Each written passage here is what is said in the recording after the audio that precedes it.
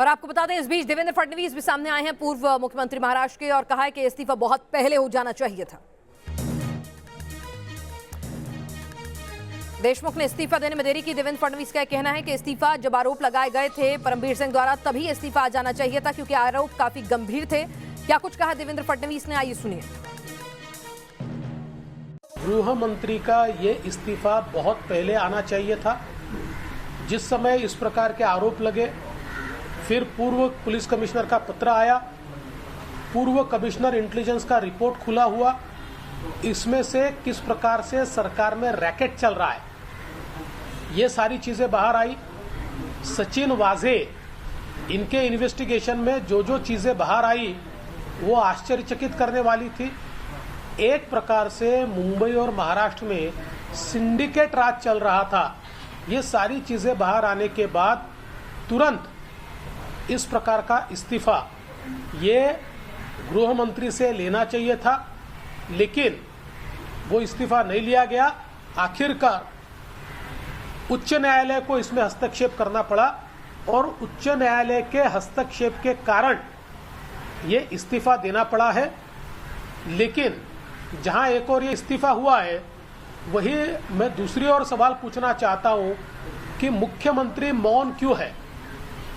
ये पूरा प्रकरण बढ़ता गया, प्रकरण जटिल होता गया, परत दर परत खुलता गया। इसमें से कई आश्चर्यचकित करने वाली चीजें बाहर आई, कई सरकार का और स्टेट का नाम खराब करने वाली घटनाएं घटी। इन सारी चीजों में मुख्यमंत्री जी मौन रहे।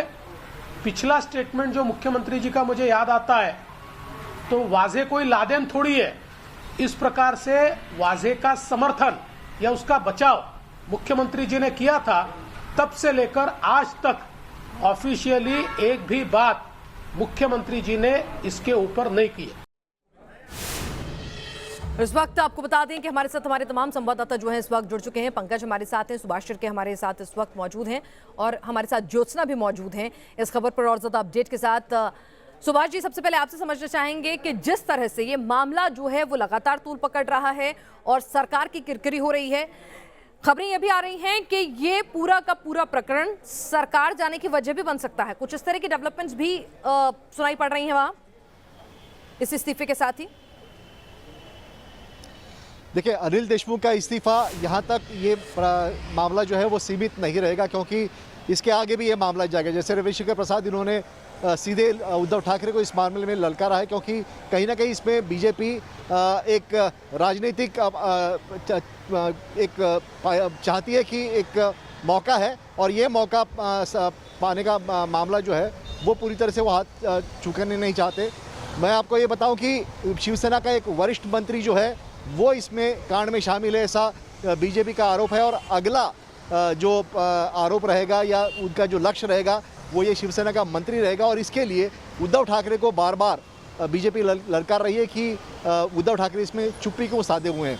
इस मामले में अनिल देशमुख, इनकी अरेस्ट होने की काफ़ी संभावना जताई जा रही है। यही कारण है कि उनका इस्तीफा तुरंत आज शरद पवार ने लिया। तब तक किसी ने मांग नहीं की थी कि अनिल देशमुख इस्तीफा दे, लेकिन शरद पवार ने तुरंत मौके को भागते हुए इस अनिल देशमुख इनका इस्तीफा लिया है। तो ये मामला जो है वो आगे तूल पकड़ता जाएगा। बिल्कुल, तो ये मामला तूल पकड़ेगा, क्योंकि ये पूरा नेक्सस, ये पूरा सिंडिकेट इतना छोटे स्तर का नहीं हो सकता, सचिन वाजे का नहीं हो सकता। कौन कौन नाम लिप्त थे और ये नाम बाहर लाने में बीजेपी कोई कोर कसर नहीं छोड़ेगी। लेकिन इस बीच पंकज, नए गृह मंत्री को लेकर भी अटकलें तेज हैं। कहा तो ये भी जाता है कि जो स्थिति है महाराष्ट्र की, वहां इस पद पर कम ही लोग इच्छुक होते हैं बैठने के।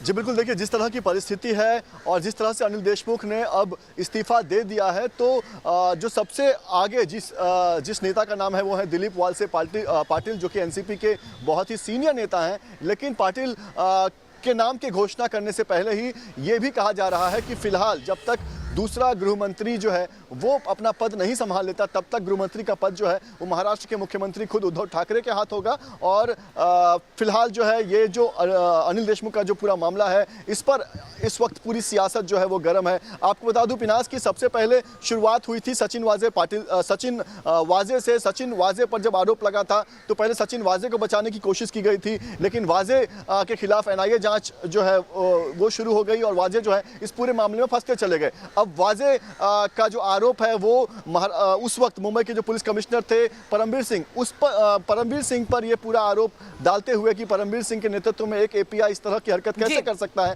तो परमबीर सिंह का ट्रांसफर कर दिया गया। फिर परमबीर सिंह ने खुद अनिल देशमुख का नाम लेते हुए, अनिल देशमुख पर आरोप लगाते हुए महाराष्ट्र के मुख्यमंत्री को 8 पेज का एक लेटर लिखा, और इस लेटर में सिर्फ हवाई बातें नहीं थी, इस लेटर बाकायदा सबूत दिए गए थे, समय बताया गया था, व्हाट्सएप चैट दिखाया गया था। और यही वजह है कि बॉम्बे हाईकोर्ट ने यह तक कहा कि इस तरह की जो पिटीशन फाइल होती है कोर्ट में, वो चीप पब्लिसिटी के लिए लोग फाइल करते हैं, लेकिन जो पूरा मामला है वो इतना छोटा नहीं है, क्योंकि एक आईपीएस ने महाराष्ट्र के गृह मंत्री पर आरोप लगाया है। आवाज से भी तस्वीरें आ रही हैं और आप देखिए कि मुलाकातों का, बैठकों का दौर जारी है नए नाम को लेकर। इस सबके बीच में बीजेपी की रणनीति क्या है? बहुत ही अग्रेसिव अप्रोच बीजेपी ने अपनाई हुई है शुरुआत से ही ज्योत्सना इस मुद्दे पर। और फडणवीस को हमने देखा है कुर्सी जाने के बाद से, जब से ये गठबंधन की सरकार चल रही थी, वो लगातार एक्टिव रहे हैं, अग्रेसिव रहे हैं किसी तरह से कि सरकार जो है अपना कार्यकाल पूरा ना करे। और अब मौका भी है और वजह भी है, तो ऐसे में क्या कुछ बीजेपी खेमे से अपडेट?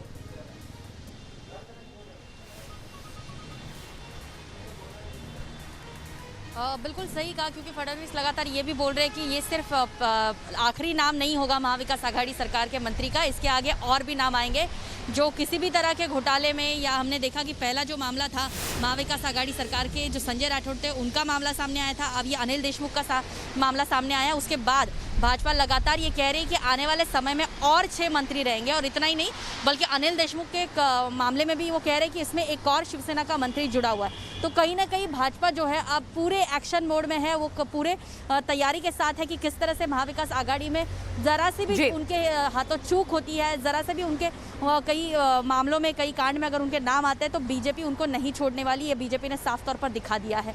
बीजेपी एक बहुत ही बेहतरीन विपक्ष जो है वो यहाँ पर दिखा रही है अपना परफॉर्मेंस, हम कह सकते हैं, क्योंकि बिल्कुल नंबर जब कम हो और इस तरह की आफतें आ जाएं, वो भी कोरोना काल में, तो आसान नहीं है रहा मुख्यमंत्री उद्धव ठाकरे के लिए। और शरद पवार जिस तरह के एक एम्बैरेसिंग सिचुएशन को फेस कर रहे हैं अनिल देशमुख के चलते, क्योंकि उन्हें कहीं ना कहीं ब्रीफिंग में लूप होल में रखा है, तो ऐसे में यहां पर अभी सभी बैकफुट पर हैं और बीजेपी इस मौके का भरपूर फायदा उठाना चाहती है।